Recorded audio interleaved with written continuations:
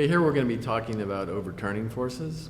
Every shear wall must resist overturning forces.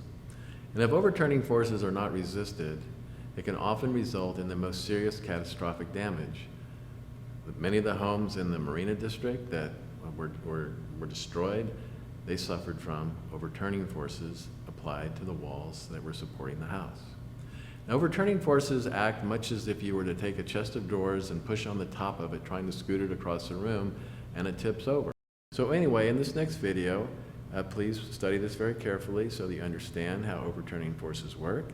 It's often misunderstood. Many engineers, many contractors do not take this into consideration, and it's a very, very serious matter in your shear wall design. Imagine if there had been a living area above this garage. Imagine it's rocking back and forth, left to right, and what would have happened. In such a case, the garage could easily have collapsed, causing catastrophic damage to the living area above. In very simple terms, as the earthquake force pushes against the floor of the house, the shear wall that is attached to that floor will want to overturn, as shown by the red arrow.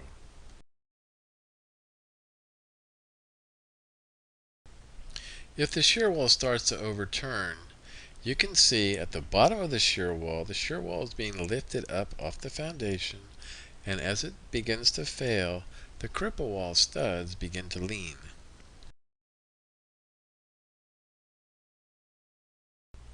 Here's a close-up of the kind of damage I'm talking about. As soon as the plywood tears up off of the mud sill, the plywood is no longer attached to the bolts which are required to transfer earthquake forces down into the foundation. At this point, the effectiveness of this shear wall has been severely compromised. Overturning forces are resisted by something that's put on either end of the shear wall that are called hold downs or tie downs. Here's a shear wall that is being built before the plywood is installed. So you can see the bolts, which should be spaced approximately 2 feet apart, and on each side, the shiny pieces of hardware are the hold downs. Here's an illustration of how hold downs work.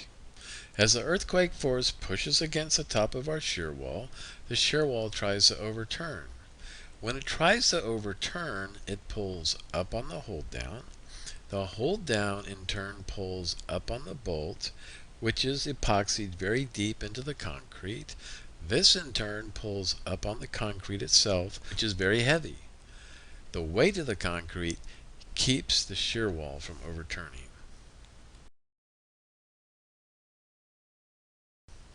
Here we have a case where the earthquake force is so strong, or the concrete is so weak, that the concrete actually breaks. When this happens, the shear wall remains attached to the concrete and simply rocks back and forth with the concrete. When you build a shear wall, you can build it to code without resisting overturning forces, but I think you're doing that at your own peril. Please, it's very important for you to see why overturning forces are critical to resist. If you do not resist these forces, your shear wall can be destroyed and a great deal of damage can occur, possibly catastrophic.